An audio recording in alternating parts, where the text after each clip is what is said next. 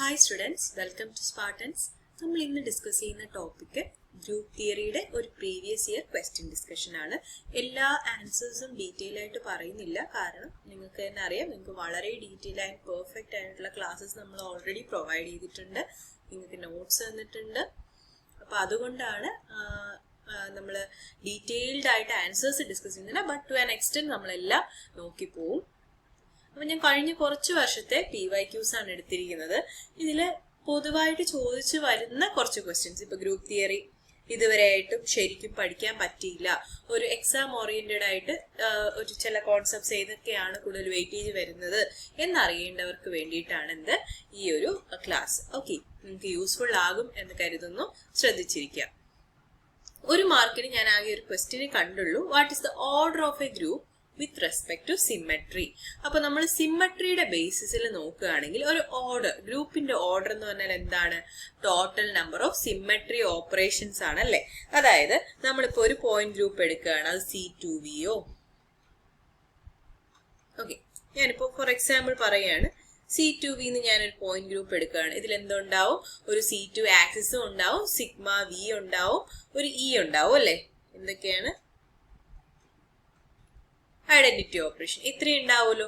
അപ്പം ഇതിൽ എത്ര നമ്പർ ഓഫ്, അപ്പം ഈ ഒരു പോയിന്റ് ഗ്രൂപ്പ് C2V എന്ന് പറയുന്നത് ഒരു പോയിന്റ് ഗ്രൂപ്പ് ആണ് അല്ലെ. ആ പോയിന്റ് ഗ്രൂപ്പിന്റെ ഓർഡർ എന്ന് പറയുന്നത് എന്താണ്? അതിലുള്ള ടോട്ടൽ സിമ്മട്രി ഓപ്പറേഷൻസിന്റെ നമ്പർ. ഇപ്പൊ എത്ര എണ്ണം ഉണ്ട്? 3 അല്ലെ.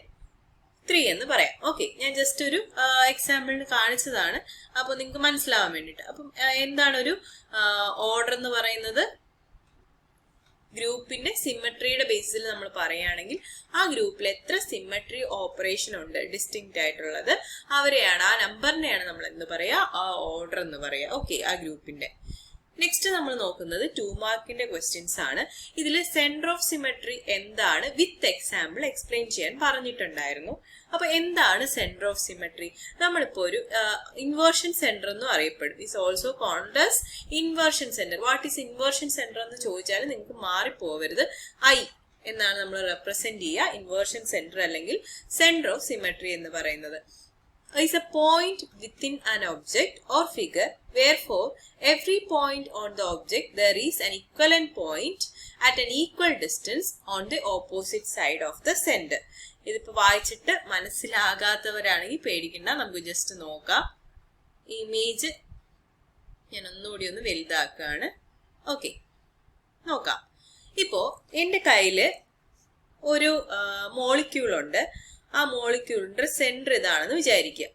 ഓക്കെ, ഈ സെന്ററിൽ നിന്ന് ഞാൻ ഇങ്ങോട്ടേക്ക് ഒരു വര വരയ്ക്കുകയാണ്. അപ്പൊ ഞാനൊരു വേറൊരു ആറ്റത്തിൽ എത്തുന്നു.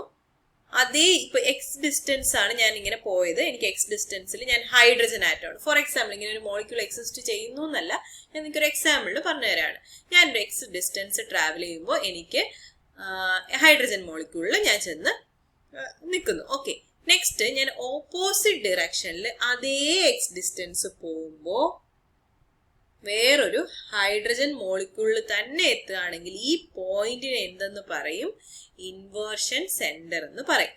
ഇവിടെ ഈ ഒരു കേസിൽ നോക്കിയേ, ഇതാണ് ഇവിടുത്തെ സെന്റർ.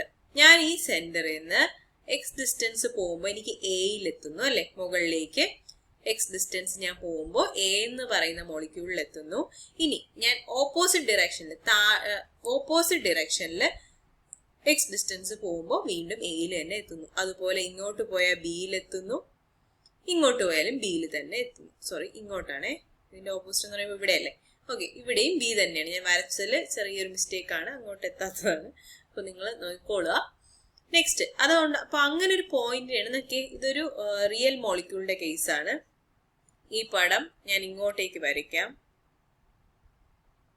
ഇവിടെ ഒരു PH ഗ്രൂപ്പ് ഉണ്ട്, ഇവിടെയും ഒരു PH ഗ്രൂപ്പ് ഉണ്ട്. ഓക്കെ, ഇവിടെ ഒരു COOH ഗ്രൂപ്പാണ്, ഇവിടെ ഒരു COOH ഗ്രൂപ്പാണ്, ഒരു ആസിഡ് ഗ്രൂപ്പാണ്. ഓക്കെ, അപ്പോൾ ഞാൻ ഈ സെന്ററിൽ നിന്ന് ഈക്വൽ ഡിസ്റ്റൻസ് ഇങ്ങോട്ട് വരുമ്പോൾ എനിക്ക് ആരെയാ കിട്ടുക? ഒരു ആസിഡ് ഗ്രൂപ്പ്. അതേ ഡിസ്റ്റൻസ് ഞാൻ മേളിലോട്ട് പോയാലും എനിക്ക് ആരെ തന്നെയാണ് കിട്ടുക? Acid group.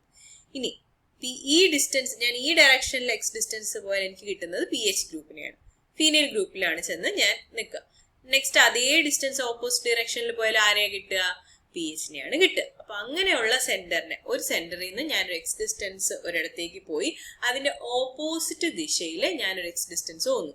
രണ്ട് സൈഡിലും എനിക്ക് ഒരേ മോളിക്യൂളിനെ തന്നെയാണ് അല്ലെങ്കിൽ ഒരേ ഒരു ഗ്രൂപ്പിനെ തന്നെയാണ് ഞാൻ എൻകൗണ്ടർ ചെയ്യുന്നതെങ്കിൽ ഏത് സെന്ററിൽ നിന്നാണോ നമ്മൾ നോക്കുന്നത് ആ സെന്ററിനെ എന്തെന്ന് പറയും?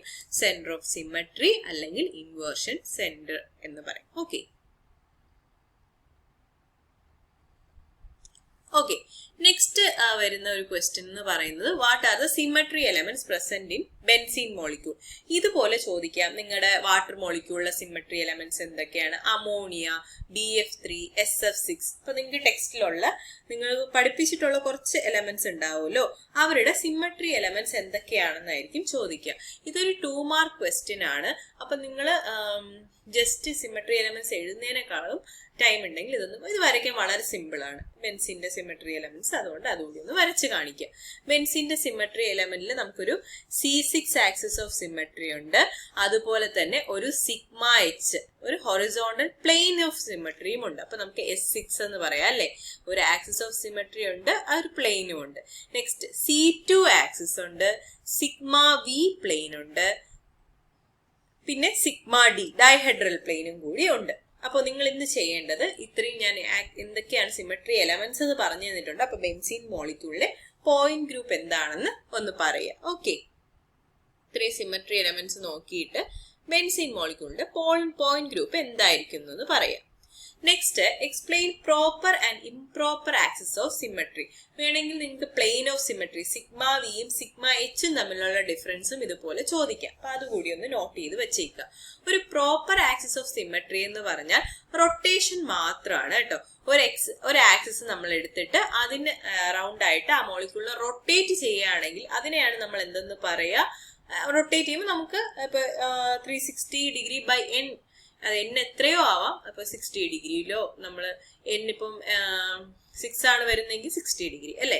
അപ്പൊ ഏതെങ്കിലും ഒരു ആംഗിളിൽ നമ്മൾ റൊട്ടേറ്റ് ചെയ്ത് തിരിച്ച് ആ റൊട്ടേഷൻ കഴിഞ്ഞിട്ട് നമുക്ക് ഒറിജിനൽ മോളിക്യൂൾ തന്നെ തിരിച്ച് കിട്ടുന്നു. ഓക്കെ, ആ ഒരു കോൺസെപ്റ്റിലാണല്ലോ നിങ്ങൾക്ക് വളരെ ഡീറ്റെയിൽ ആയിട്ട് ക്ലാസ്സസ് ഉള്ളതാണ്, അതുകൊണ്ടാണ് ഞാനിവിടെ കൂടുതലായിട്ട് പറയാത്തത്. അപ്പൊ നമ്മൾ ജസ്റ്റ് ഒരു ആക്സിസ് റൊട്ടേറ്റ് ചെയ്യുക മാത്രം ചെയ്യുകയാണെങ്കിൽ അതിനെ നമ്മൾ പ്രോപ്പർ ആക്സിസ് ഓഫ് സിമ്മട്രി എന്ന് പറയും. അതേസമയം നമ്മൾ ഒരു ആക്സിസിൽ റൊട്ടേറ്റ് ചെയ്തിട്ട് റിഫ്ലക്ഷൻ കൂടെ ചെയ്യാണ്. Okay, rotation followed by reflection to a plane. അതായത് ഞാനിപ്പോ ഒരു ആക്സിസിൽ ആ ഒരു മോളിക്യൂളിനെ റൊട്ടേറ്റ് ചെയ്യുന്നു, എന്നിട്ട് ആ ആക്സിസിന് പെർപെൻഡിക്കുലർ ആയിട്ടുള്ള ഒരു ആക്സിസിൽ ഞാൻ പെർപെൻഡിക്കുലർ ആയിട്ടുള്ള ഒരു പ്ലെയിനിൽ ഞാൻ ആ മോളിക്യൂളിനെ റിഫ്ലക്റ്റ് കൂടെ ചെയ്യിക്കുകയാണെങ്കിൽ അതിനെയാണ് എന്താ പറയാ? Improper axis of symmetry. അപ്പൊ ആക്സിസ് ഓഫ് പ്രോപ്പർ ആക്സിസിനെ നമ്മൾ C എന്ന ലെറ്റർ കൊണ്ടും ഇംപ്രോപ്പർ ആക്സിസിനെ S എന്ന് പറയുന്ന ലെറ്റർ കൊണ്ടും ആണ് എന്ത് ചെയ്യുക? ഡിനോട്ട് ചെയ്യുക. ഇവിടെ നോക്കിക്കോളൂ, നമ്മളിപ്പോ C4 ആക്സിസിൽ ഇതിനെ റൊട്ടേറ്റ് ചെയ്യാണ്. ഇപ്പൊ ഈ ഒരു ആക്സിസ് ഓഫ് സിമ്മട്രി മാത്രമേ ഉള്ളൂ എങ്കിൽ അവിടെ C4, അതൊരു പ്രോപ്പർ ആക്സിസ് ഓഫ് സിമ്മട്രി ആണ്. എന്നിട്ട് ഞാൻ C4ല് റൊട്ടേറ്റ് ചെയ്തു. അപ്പൊ ഇതാണ് C4 അല്ലെ, സ്ട്രെയിറ്റ് വരുന്നത്. ഇതിന്റെ പെർപെൻഡിക്കുലർ എന്ന് പറയുമ്പോൾ ഇങ്ങനെയല്ലേ വരിക? ഓക്കെ, ഇവിടെ നോക്കിയേ, ഇങ്ങനെ. അപ്പൊ ഈ ഒരു C4ല് റൊട്ടേറ്റ് ചെയ്യിച്ചിട്ട് ഞാൻ അതിന്റെ പെർപെൻഡിക്കുലർ ആയിട്ടുള്ള ഒരു പ്ലെയിനില് ഈ മോളിക്യൂളിനെ റിഫ്ലക്റ്റ് കൂടെ ചെയ്യിക്കുകയാണ്. അപ്പൊ നമ്മൾ എന്തെന്ന് ഡിനോട്ട് ചെയ്യുള്ളൂ? S4 ആണ് അല്ലെ. ഇവിടെ നടക്കുന്ന ഓപ്പറേഷൻ എന്ന് പറയുന്നത് ഇംപ്രോപ്പർ ആക്സിസ് ഓഫ് സിമ്മട്രി ആണ്. ആദ്യം റൊട്ടേറ്റ് ചെയ്തിട്ട് പിന്നെ ഞാൻ അത് റിഫ്ലക്റ്റ് കൂടെ ചെയ്യിക്കുകയാണ് ഒരു perpendicular plane perpendicular to the axis of rotation. അപ്പൊ നമുക്ക് കിട്ടുന്ന റിസൾട്ട് ഇങ്ങനെയാണ്. ഞാൻ ജസ്റ്റ് ഇതൊരു അലീൻ സിസ്റ്റം ആണ്, അലീൻ സിസ്റ്റത്തിന്റെ കേസിൽ കാണിച്ചു തന്നാണ്. നിങ്ങൾക്ക് വളരെ ഇതായിരിക്കണം. പ്രോപ്പർ ആക്സിസ് ഓഫ് സിമ്മട്രി എന്ന് പറഞ്ഞാൽ അവിടെ റൊട്ടേഷൻ മാത്രമേ ഉള്ളൂ. ഇംപ്രോപ്പർ ആക്സിസ് ഓഫ് സിമ്മട്രി എന്ന് പറഞ്ഞാൽ അവിടെ റൊട്ടേഷനും ഉണ്ട്, followed by reflection through a plane perpendicular to the axis. വെറുതെ റൊട്ടേഷൻ ഫോളോഡ് ബൈ റിഫ്ലക്ഷൻ എന്ന് എഴുതരുത്. റിഫ്ലക്ഷൻ എവിടെയാണ് നടക്കുന്നത്? റൊട്ടേറ്റ് ചെയ്ത ആ ഒരു ആക്സിസിന്റെ പെർപെൻഡിക്കുലർ ആയിട്ടുള്ള പ്ലെയിനിലാണ് നമ്മൾ എന്ത് ചെയ്യുക? റിഫ്ലക്ട് ചെയ്യുക. അതൊരു പലതവണ നിങ്ങൾ പറഞ്ഞ് മൈൻഡിൽ കയറ്റിക്കൊള്ളുക. പെർപെൻഡിക്കുലർ ആയിട്ടുള്ള ഒരു പ്ലെയിനിലാണ് നമ്മൾ റിഫ്ലക്ട് ചെയ്യുക. Then it's a 4 mark question. What are point groups? Water point groups എന്ന് മാത്രമായിട്ട് വേണമെങ്കിൽ 1 മാർക്കിന് ചോദിക്കാം കേട്ടോ. ഒരു പോയിന്റ് ഗ്രൂപ്പ് എന്താണ് ഞാൻ നേരത്തെ പറഞ്ഞ ഒരു കളക്ഷൻ ഓഫ് സിമെട്രി എലമെന്റ്സിനെയാണ് നമ്മൾ എന്തെന്ന് പറയാ, അല്ലെങ്കിൽ സിമെട്രി ഓപ്പറേഷൻസിനെയാണ് നമ്മൾ പറയുന്നത് പോയിന്റ് ഗ്രൂപ്പ് എന്ന് പറഞ്ഞിട്ട്. നമ്മൾ ഇനി പോയിന്റ് ഗ്രൂപ്പ് ഡെഡ്യൂസ് ചെയ്യാനായിട്ട് ചോദിക്കാം. ഒരു മോളിക്യൂൾ എന്നിട്ട് ഇതിന്റെ പോയിന്റ് ഗ്രൂപ്പ് കണ്ടുപിടിക്കുക. അപ്പൊ നിങ്ങൾ ജസ്റ്റ് നിങ്ങൾക്ക് അറിയായിരിക്കും വാട്ടർ മോളിക്യൂളിന്റെ പോയിന്റ് ഗ്രൂപ്പ് C2V ആണ് എന്ന് വെച്ചാൽ അവിടെ C2V പോയിന്റ് ഗ്രൂപ്പ് ആണെന്ന് ജസ്റ്റ് എഴുതി വെക്കരുത്. ഡെഡ്യൂസ് ചെയ്യാൻ തന്നെ നിങ്ങളായിട്ട് കണ്ടുപിടിക്കുക, അല്ലാതെ കാണാതെ പഠിച്ചത് എഴുതുക എന്നല്ല അതിനർത്ഥം. അപ്പൊ ഡെഡ്യൂസ് ചെയ്യാൻ പറയുമ്പോൾ നിങ്ങൾ അതിലെ വാട്ടർ മോളിക്യൂളിന്റെ സ്ട്രക്ചർ അറിഞ്ഞിരിക്കണം, എന്നിട്ട് ആ സ്ട്രക്ചർ വരയ്ക്കണം. അതിൽ ഓരോ സിമെട്രി ഓപ്പറേഷനും എങ്ങനെയാ വരുന്നതെന്ന് അവിടെ ഇൻ റിട്ടേൺ ഡ്രോ ചെയ്ത് നിങ്ങൾ ഡീറ്റെയിൽ ആയിട്ട് എഴുതണം. എങ്കിൽ മാത്രമേ ആ ഒരു ക്വസ്റ്റ്യൻ പൂർണ്ണമാകത്തുള്ളൂ. അപ്പൊ പ്രീവിയസ് ഇയറിൽ കൂടുതലും ചോദിച്ചിട്ടുള്ള വാട്ടറിന്റെ അമോണിയയുടെയാണ്. പിന്നെ BF3 ഉണ്ട് കേട്ടോ, BF3. ഇനി നെക്സ്റ്റ് ചോദിക്കാറുള്ള ക്വസ്റ്റ്യൻ ഏതാണ്? C2V point group. വളരെ ഇമ്പോർട്ടന്റ് ആണ്. C2V പോയിന്റ് ഗ്രൂപ്പിന്റെ multiplication table, group multiplication table എഴുതാൻ പലതവണ ചോദിച്ചിട്ടുള്ളതാണ്. അപ്പൊ അതുകൂടി ഒന്ന് നോക്കിക്കൊണ്ട് പോണം. നോക്കി വാട്ടർ മോളിക്യൂളിന്റെ പോയിന്റ് ഗ്രൂപ്പ് എങ്ങനെയാ ചെയ്യുക, വാട്ടർ മോളിക്യൂളിന്റെ സ്ട്രക്ചർ എങ്ങനെയാണ്. നിങ്ങൾക്ക് ഇങ്ങനെയൊന്നും വരയ്ക്കാൻ പറ്റില്ല, ബട്ട് സ്റ്റിൽ നിങ്ങൾ എങ്ങനെയെങ്കിലും വരയ്ക്കണം. ഓക്കെ, ഇങ്ങനെ വരച്ച് ഈ ഒരു സിമെട്രി എലമെന്റ്സ് കാണിക്കണം. അപ്പം ഓൺലി 1 റൊട്ടേഷണൽ ആക്സിസ് ആണുള്ളത്. ആരാണ്? C2 ആക്സിസ് ആണുള്ളത്. പിന്നെയുള്ള ഒരു സിഗ്മ V പ്ലെയിൻ ആണ്. കംപ്ലീറ്റ് ആയിട്ട് മോളിക്യൂളിലൂടെ പോകുന്ന ഒരു സിഗ്മ V പ്ലെയിൻ ആണ്. നോക്കി, സിഗ്മ V പ്ലെയിൻ ഇങ്ങനെയാണ് വരിക കേട്ടോ. അപ്പം സിഗ്മ V പ്ലെയിനിലാണ് പോവുക. അപ്പം ഓക്കെ, ഇതിനെ കുറച്ചുകൂടെ കറക്റ്റ് ആയിട്ടുള്ള റെപ്രസെന്റേഷൻ ഇതാണ്. സിഗ്മ V പ്ലെയിൻ ആണ്. അപ്പം C2ഉം സിഗ്മ V. അപ്പൊ നമ്മുടെ പോയിന്റ് ഗ്രൂപ്പ് എന്ന് പറയുന്നത് C2V ആണ്. മറന്നു പോകരുത്. വാട്ടറിന്റെ പോയിന്റ് ഗ്രൂപ്പ് നിങ്ങൾക്ക് പിന്നീട് പല കോമ്പറ്റീറ്റീവ് എക്സാംസിനും ചോദിക്കും. വാട്ടറിന്റെ പോയിന്റ് ഗ്രൂപ്പ് എന്താണ്? C2V. ഇനി മറക്കരുത്. Okay, just A quick summary. നമ്മുടെ BSc കെമിസ്ട്രി UG S6കാർക്ക് നമ്മൾ റീഡബിൾ നോട്ട്സും PYQസും റിവിഷൻ ക്ലാസ്സസും കൂടി ഒരു ബാച്ച് പ്രൊവൈഡ് ചെയ്യാണ്. 599. ഇൻട്രസ്റ്റഡ് ആയിട്ടുള്ളവർക്ക് ജോയിൻ ചെയ്യാം. പിന്നെ നിങ്ങളുടെ ഫ്രണ്ട്സ്, നമ്മുടെ സ്റ്റുഡൻസ് അല്ലാതെ നിങ്ങളുടെ ഫ്രണ്ട്സിന് ആർക്കെങ്കിലും ഇൻട്രസ്റ്റ് ഉണ്ടെങ്കിൽ നമ്മുടെ ഓഫീസിന്റെ വാട്സപ്പ് നമ്പറിൽ കോൺടാക്ട് ചെയ്യാം. ഓക്കെ, അപ്പൊ നിങ്ങൾക്ക് കുറച്ചുകൂടെ എക്സാമിന് ഇതുവരെ ഒരു കോൺഫിഡൻസ് വരാൻ, അല്ലെങ്കിൽ നിങ്ങൾക്ക് ഇനി പഠിക്കാൻ തുടങ്ങുന്നവരായാൽ പോലും വളരെ നന്നായിട്ട് കവർ ചെയ്യാൻ പറ്റുന്ന നോട്ട്സും PYQസും റിവിഷൻ ക്ലാസ്സസും ആണ് നമ്മൾ പ്രൊവൈഡ് ചെയ്യുന്നത്. ഓക്കെ, ഇനി 15 മാർക്ക് ക്വസ്റ്റ്യൻ. ഈ ഒരു ക്വസ്റ്റ്യൻ 15 മാർക്സിനല്ല ചോദിക്കുക. ഏതെങ്കിലും ഒരു ക്വസ്റ്റ്യന്റെ A പാർട്ടോ B പാർട്ടോ C പാർട്ടോ ആയിട്ടാണ് ചോദിക്കുക. നോക്കി, BF3 മോളിക്യൂളിന്റെ സിമെട്രി എലമെന്റ്സ് ആണ്. എന്തൊക്കെയാണ് നോക്കി? C2 ആക്സിസ് ഉണ്ട്, C3 ആക്സിസ് ഉണ്ട്, സിഗ്മ V ഉണ്ട്, സിഗ്മ H ഉണ്ട്. അപ്പൊ ഇത് വെച്ചിട്ട് എന്താണ് പോയിന്റ് ഗ്രൂപ്പ് എന്ന് നിങ്ങളൊന്ന് കണ്ടുപിടിക്കുക. നെക്സ്റ്റ് C2V പോയിന്റ് ഗ്രൂപ്പിന്റെ ഗ്രൂപ്പ് മൾട്ടിപ്ലിക്കേഷൻ ടേബിൾ ആണ് ഞാനിവിടെ കൊടുത്തിരിക്കുന്നത്. ഇത് ഓൾറെഡി നമ്മൾ ക്ലാസ്സിൽ ഡിസ്കസ് ചെയ്തതാണ്. അവിടുത്തെ സിമെട്രി എലമെന്റ്സ് ഏതൊക്കെയാണ്? ഈ C2 sigma V in YZ പ്ലെയിനിലുണ്ട്, XZ പ്ലെയിനിലും 2 sigma V ഉണ്ട്. ഓക്കെ, അപ്പൊ C2V പോയിന്റ് ഗ്രൂപ്പിന്റെ എന്താണ്? സിമെട്രി എലമെന്റ്സ് വെച്ചിട്ടുള്ള ഗ്രൂപ്പ് മൾട്ടിപ്ലിക്കേഷൻ ടേബിൾ ആണ്. അപ്പൊ ഇതിൽ നിന്ന് നിങ്ങൾക്ക്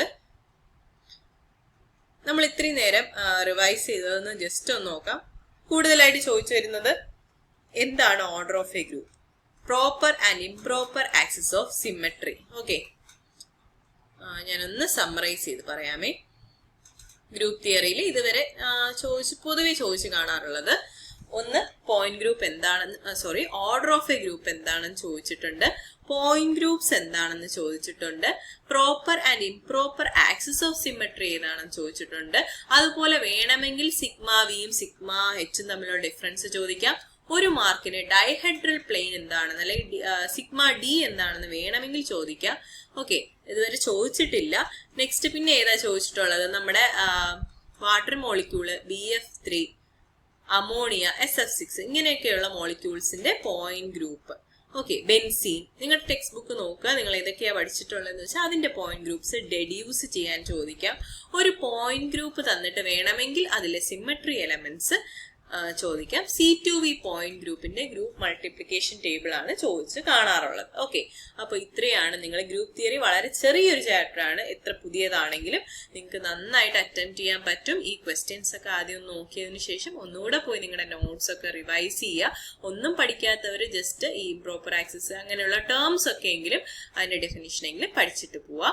എന്തെങ്കിലും ഡൗട്ട്സ് ഉണ്ടെങ്കിൽ നിങ്ങളുടെ റെസ്പെക്റ്റീവ് ട്യൂട്ടറെ കോൺടാക്ട് ചെയ്യുക. All the best.